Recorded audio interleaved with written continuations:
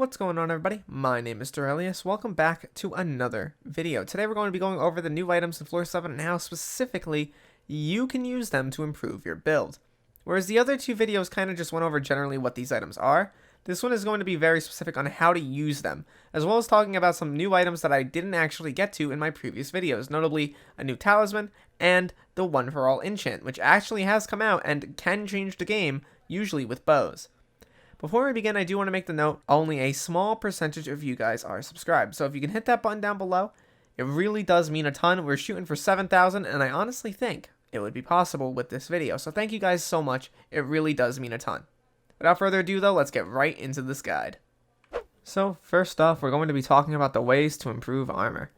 Notably with the Ancient Reforge, because it is the one thing added that really does change the game. If I go to the auctions browser and I search up precursor, see that the precursor's eyes are now selling for about 1.48 mil, or about 1.5 million per piece. That means that the full set would cost 6 million, and I think that's very worth it. Because as I've said in other videos, Ancient gives you 35 strength, 15% crit chance, 48% crit damage on Shadow Assassin, so it would be 23, 7 HP, 7 defense, and 25 intelligence with the perk that allows you to get +1 crit damage per Cata level. This armor is now better, in my opinion, than Renowned armor would be. And I would argue that simply because Renowned provides a lot of benefits. But at a high Cata level, Ancient really can outdamage it, especially since the fact that this thing costs about 10 times less than a full set of Renowned, any armor, really. Someone putting Renowned on all their armor seems like an impossibility. However, someone putting Ancient on all their armor, definitely within reason, and I can see that really changing the game. Another thing that you can do now, not talking about the armor but rather weapons, is apply a couple new enchants and a few new reforges, notably Withered being the one that I want to talk about in this video. Go to the auction agent, and you type in Withered Blood, and you go to the bottom. As you can see, Withered Blood now sells for about 2.9 million coins, about 3 million is what I've seen it go up for most, and it is honestly insane. This Withered Reforge gives you 193 strength on a Flower of Truth that's mythic, and it's really 170 plus 23 because of my Cata bonus, but we don't really have to talk about that too much.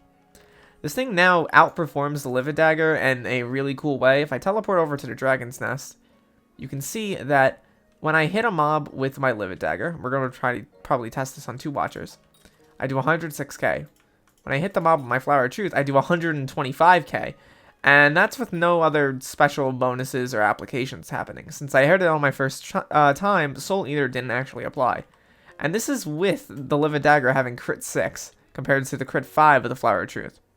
Any other enchants I don't really think are different between the two, so yeah. Overall, I think that this new Withered Reforge is really insane for things like the Flower of Truth.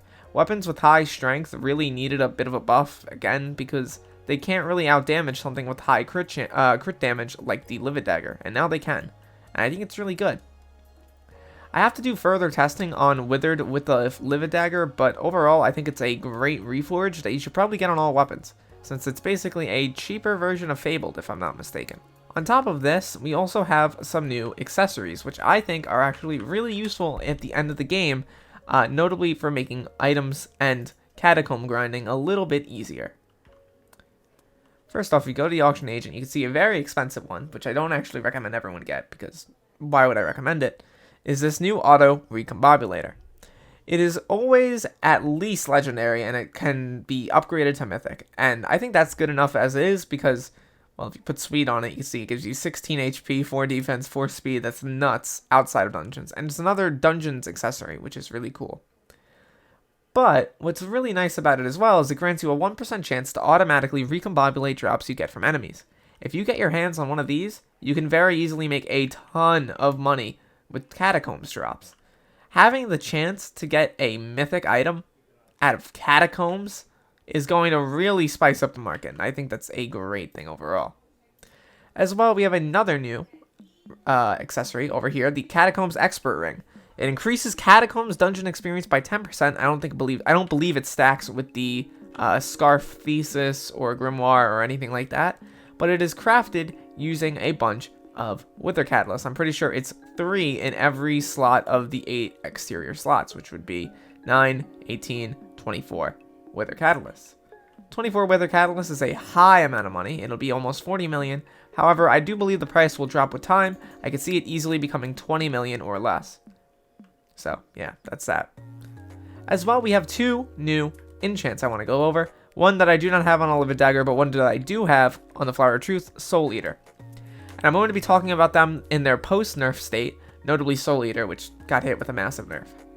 For those who didn't know, what Soul Eater does is it takes a bit of the mob's strength, so 2 times it for level 1 and 4 times it for level 2, which is what I have, and it hits the mob with that strength on top of it.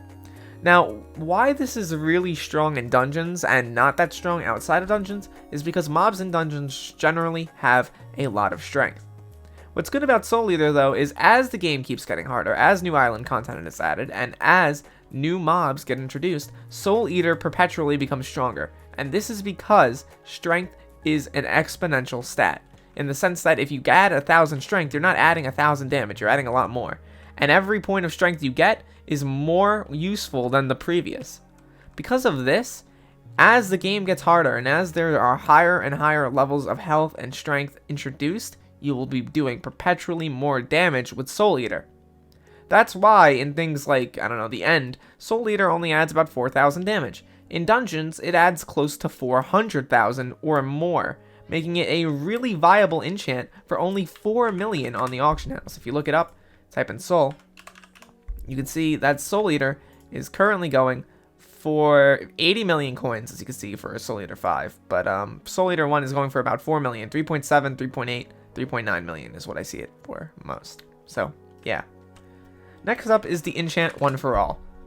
This is another funny anime reference, but if you look it up, well, if it would pop up, that'd be cool. Ah, wonderful. An error. There we go. Soul Eater, or One for All rather, is going for about 20 mil, and as you can see, there are no other levels of it currently on the auction house. I don't believe it goes up beyond level 1, but we don't know that yet, so I don't want to make any judgment about it. The reason why this is nuts is because if you look at it, it gives your Livid Dagger basically 713 damage, which is pretty wild. Also, it stacks with Telekinesis, which is very nice. I think that's very beautiful. And as you see, a Withered Flower Truth would have 403 damage and 583 strength. Obviously, weapons with higher base damage are going to like One for All a little better. As you can see, the Giant Sword would have 1600 damage. And that's really insane. The reason why this is useful both in and out of Catacombs is quite obvious. Having a weapon that does 4,000 base damage inside Catacombs is nuts. Also, a lot of the enchants, for example, on bows, don't actually apply inside Catacombs. Aiming doesn't exist. Infinite Quiver is just basically a conservatory sort of thing. Obviously, there is no use for Snipe inside. Dragon Hunter is also useless. And there aren't very many other enchants that are useful right now. Impaling's useless, Cubism is useless, Power only provides a 25% bonus, so getting that on a bow, for instance, like a Spirit Bow or a Runons, is actually really viable. And I don't think a lot of people have looked into that idea of getting One for All on a bow. As well, obviously, Livid Dagger is another good choice for it. Weapons that have very high base stats are also useful for it. Something like a Warped AOTE, I can imagine, would be insane with One for All. Think about a weapon doing, what's that, a base of almost 600 damage and 295 strength. That'd be nuts. And it'd probably completely counterbalance the fact that it doesn't have enchants. We have to see how the enchant plays out. We have to see if it's actually viable, but I can definitely see it having some use. On that note, there isn't much else to cover. I've basically gone over literally everything that could be improved with armor and weapons. Obviously, get the new armor sets if you can. Necron's armor and Storm's gear is really good. If you look up Storm, hopefully it actually has the armor up now. We'll see. Yes, it is. Each piece basically has 250 intelligence, and that can be increased to 400. And it's actually not as expensive as you'd think. 16 mil, 17 mil, about 24 mil, and then the chest piece is gone. But those will drop in the coming weeks and months. So I can definitely see Storm armor becoming a god tier set. A lot of the other sets are kind of eh. Maxors is kind of eh. Goldor is kind of eh. Necrons is really good, though, as well. And then in terms of weapons, Hyperion is god tier. Valkyrie is pretty nice. Scylla's kind of and the other new one, Astrea, is kind of as well. Because who would want defense on the main hand? But yeah, overall, the weapons are nuts. The new armor's nuts. Get your hands on as much as possible. Go run floor 7. Go run floor 6. Obviously, this guide was for mid-game players mostly, but that's why I wanted to get into that end-game stuff towards the end of this video. So yeah, I wish you all excellent luck in your future hunts. I hope this guide was good enough to basically show you what you want to go for and how things are going to change in the future with the meta. Thank you for listening to me ramble for about, I don't know how many minutes this was, probably 8 to 9.